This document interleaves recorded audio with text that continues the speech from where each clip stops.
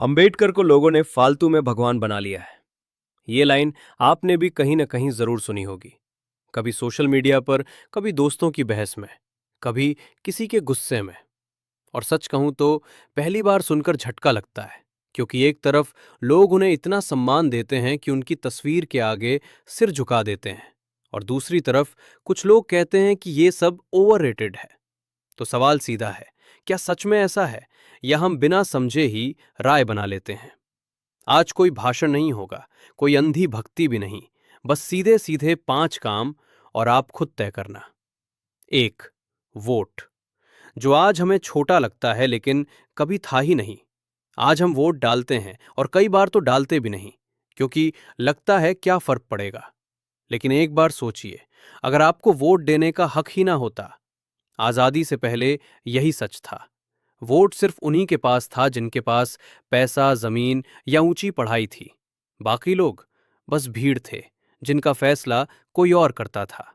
यहीं पर B.R. अंबेडकर खड़े हुए। उन्होंने कहा, एक इंसान बराबर, एक वोट बराबर, एक कीमत।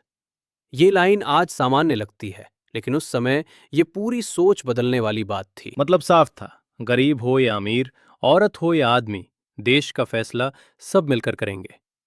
आज जब कोई नेता आपके दरवाजे आता है, हाथ जोड़ता है, तो वो सिर्फ राजनीति नहीं है, वो उस एक फैसले का असर है।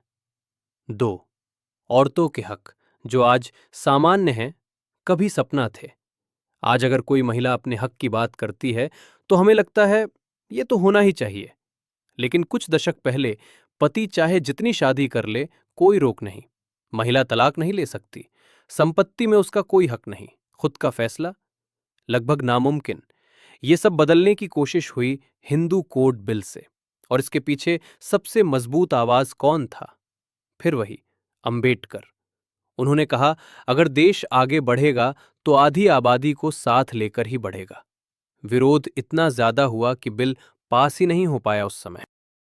और यहीं एक बहुत बड़ा फैसला हुआ। उन्होंने मंत्री पद छोड़ दिया। क्यों? क्योंकि उनके लिए कुर्सी से ज्यादा जरूरी था न्याय। बाद में वही बदलाव अलग अलग कानून बनकर लागू हुए।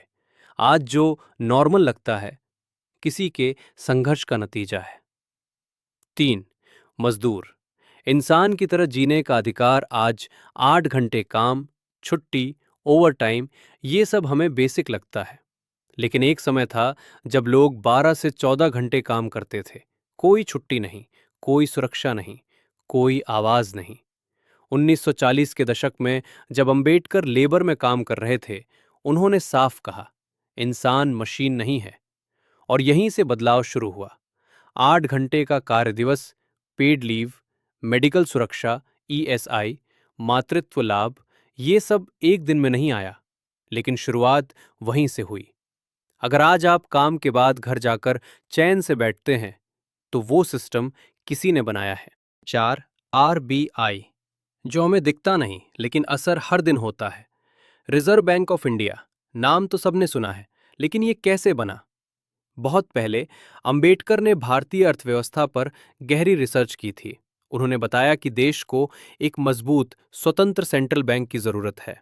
उनकी सोच और सुझाव बाद में उस ढांचे का हिस्सा बने जिससे RBI की स्थापना हुई। मतलब आज महंगाई, बैंकिंग सिस्टम, नोट, इन सब के पीछे जो व्यवस्था है, उसकी सोच बहुत पहले रखी गई थी। 5, संविधान। सिर्फ किताब नहीं, एक सुरक्षा कवच। जब देश आजाद हुआ तो भारत सिर्फ एक देश नहीं था, बल्कि कई हिस्सों में बटा हुआ समाज था। जाति, धर्म, भेदभाव सब गहराई में थे। ऐसे में एक ऐसा ढांचा चाहिए था जो सबको बराबरी दे सके। ड्राफ्टिंग कमेटी के चेयरमैन के तौर पर अंबेडकर ने उस काम को संभाला। उन्होंने ये सुनिश्चित किया कि हर नागरिक को बराबरी मिले। भेदभाव गैरकानूनी हो, अगर हक छीना जाए तो आप कोर्ट जा सकें। उन्होंने खुद कहा था, संविधान सिर्फ सरकार को नहीं, जनता को ताकत देता है। कंक्लूजन, असली सवाल यही है। अब वापस आते हैं उसी लाइन पर। अंबेडकर को लोगों ने फालतू में भगवान बना लिया है। शायद भगवान बनाना सही शब्द नहीं है, लेकिन फालतू कहना भी सही नहीं है, क्योंकि आपका वोट महिलाओं के अधिकार, मजदूरों की सुरक्षा, आर्थिक सिस्टम और संविधान, ये सब किसी एक इंसान का काम नहीं, लेकिन इन सब में उनका योगदान गहरा है। तो असली बात यह नहीं है कि उन्हें पूजा जाना चाहिए या नहीं। असली बात यह है, क्या हम उनके काम को समझते हैं या नहीं। आप क्या सोचते हैं? क्या ये बातें आप पहले से जानते थे या आज कुछ नया समझ आया? कमेंट में अपनी राय लिखिए।